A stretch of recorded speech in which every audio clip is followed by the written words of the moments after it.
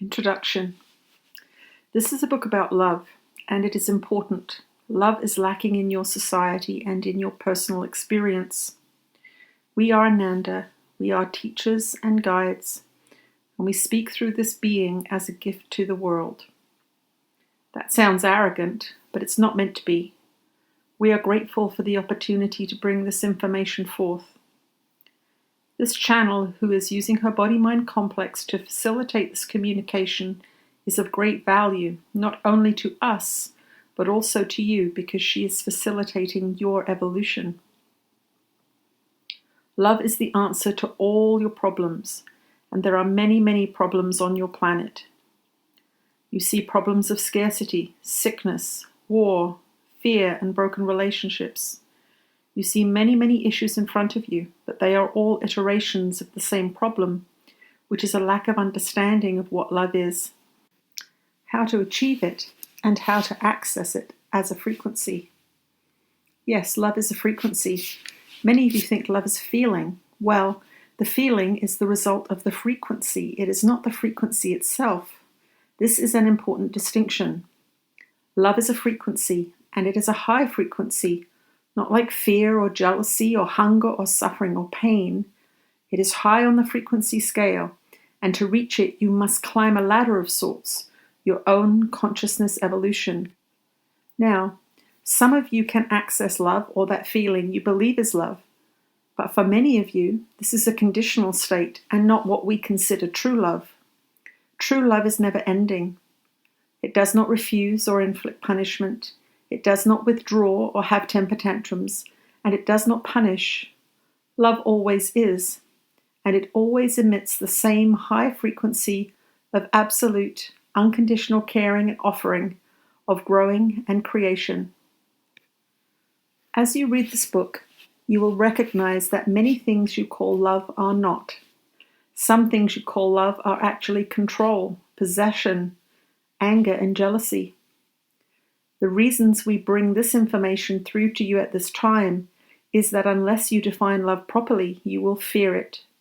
You will fear it as the anger you have received from the voice of a loved one. You will fear it as something that will take away your freedom. You will fear it as something that will limit you in some way or cause you pain. By this very fear, you demonstrate that you lack understanding of love.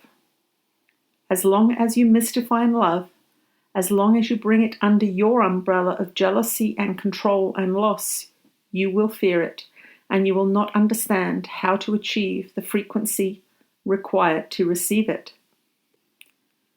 We must instruct you here so that you do not go further into this book thinking that you know what love is. We must give you a proper definition. Love is the truth, of course. We are immersed in love. We are here to help facilitate your education about love as we experience it. We have no judgments of you. We do not judge you for being black or white, fat or thin, rich or poor, educated or uneducated, African or American, or French or German. We do not care about these things. Love does not judge these things. So you can see that there is a quality to spiritual love that is missing in your experience on your worldly plane. We must treat you as beginners, and you must allow yourselves to be beginners, or you will not learn the lessons. If you think you are already capable of spiritual love, you will not read this book. You will think it is something you already know how to do. However, if you cannot look on every brother and sister on this planet and feel love or compassion for them, or offer them your money, your food, your home, or your gentle healing caress, then you do not know love, and you do not know how to love. This is the problem that faces your planet at this time. Yes, we see your world as a planet. We are extraterrestrial in that we are not of your world. Some beings among our group, for we are a group consciousness, have lived in physical bodies on your plane, so we understand the necessities of survival in this harsh world in which you find yourself. But many of us have lived on other planets in what you would consider other star systems, and we continue to do so. We are not what you call dead. We are what you call evolved.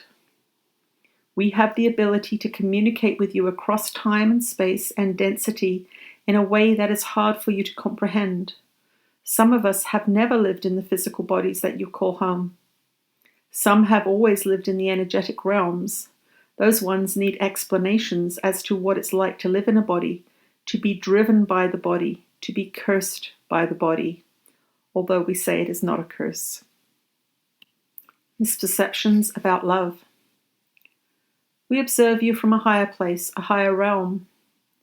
We observe the planet Earth as a beautiful and fertile, precious jewel in the universe, and we see what you are doing to her and to each other, and we despair. We do not feel pain the way you do, but we look on this experience you are having and shake our heads, and know we must do something to help you, for you are on the verge of self-annihilation, of individual destruction. Many of you eat poorly, think terribly, and act inappropriately, and it is because you do not understand the realm of love. You do not understand how to reach the realm of love. You don't understand it because you have been incorrectly taught what love is. You learned about love from someone who hurt you, deprived you, or forced you, so you associate those pressures with that word. As you grew up, you might have associated love with something you'd rather avoid, such as being pressured to perform sexual favors or fending off inappropriate sexual advances. You link those discomforts and feelings of oppression with love. That is not what love is either. As you grew into adulthood and perhaps married or entered the workforce, you may have made other associations with love: restriction, limitation, fear, and domination. None of these things is love. If you have entered your middle years, you might think that love does not last. You see that these things called marriages, these relationships, sour, and love sometimes turns to hate. But love never turns to hate. That is not its nature. It is always the same. Once again, you are bewildered and misinformed about what love is. This is why this book is being written. You are immersed in a society that does not understand what love is, yet you think you do. This book explores this conditioning and some of the incorrect teachings about love. This is a disciplined and deep exploration of what it is, because you have so many areas in which love can be, but it is not applied.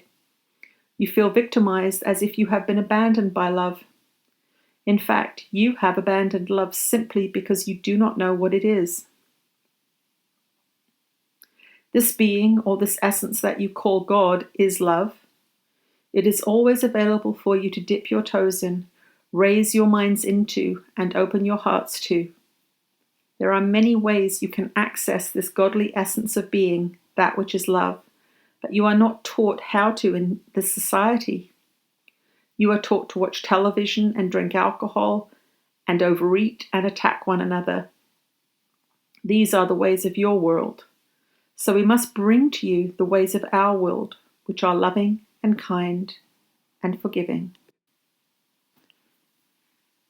Many great teachers have come to your planet and brought these ideas. You know that, as a group, we work closely with the being you know as Jesus in bringing through truth or teachings to Western society, and we have all been placed together to assist you in raising yourselves out of the old ways, out of the old religious doctrines of Christianity that are not assisting you at all. We come together now to bring you the new Christian doctrine, which is one of unconditional love and forgiveness. This truth came to your planet so many years ago when Jesus walked on the soils of the part of the world you call the Middle East.